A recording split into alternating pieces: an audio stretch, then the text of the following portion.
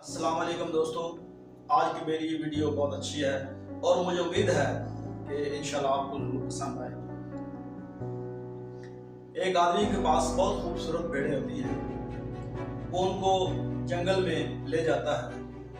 एक तो वहाँ घास बहुत अच्छी होती है, दूसरा उसके साथ ही एक खूबसूरत वादी नदी होती है जिससे भेड़ें पानी पीती हैं और इससे दिन ब दिन वो बहुत खूबसूरत होती जाती है, क्योंकि वो जो घास होता है वो भी बहुत अच्छा होता है और पानी जो पीती है वो। इसी तरह दूसरे दिन फिर वो अपनी भेड़ों को जंगल में लेकर जाता है। जब घास खाने के बाद भेड़ें नदी पर पानी पी रही होती है तो वहां एक शेर का बच्चा उसे नजर आता है।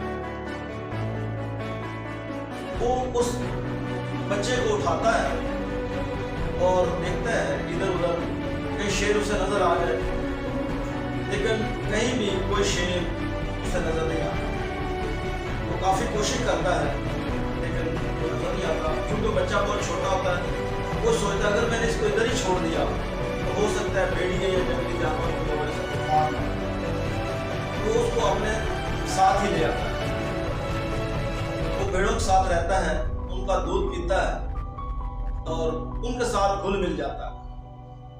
वो डेली उनके साथ ही जाता है जंगल में और फिर उन्हीं के साथ वापस आ जाता है। फिर एक दिन रूटीन के मुताबिक वो जंगल में जाते हैं, भेड़ें अपना घास पीती हैं, तो उसके बाद वो नदी पर पानी पीती हैं।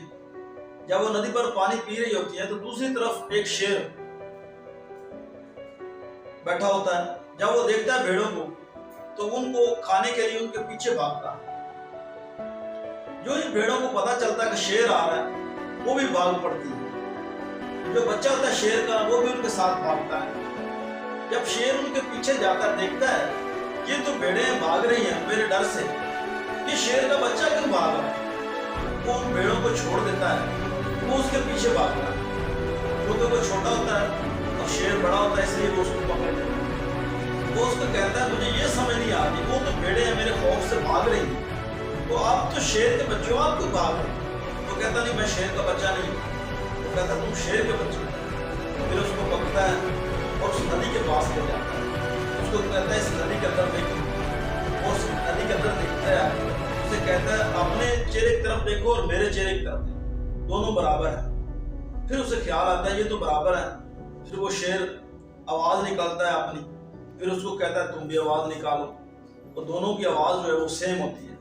फिर उसे यकीन आता है कि मैं वाकई शेर का बच्चा हूँ। दोस्तों, मेरा कहने का मकसद ये है कि आप अच्छे लोगों के पास बैठोगे, इल्म वालों के पास बैठोगे तो अपना टैलेंट पहचान जाओगे।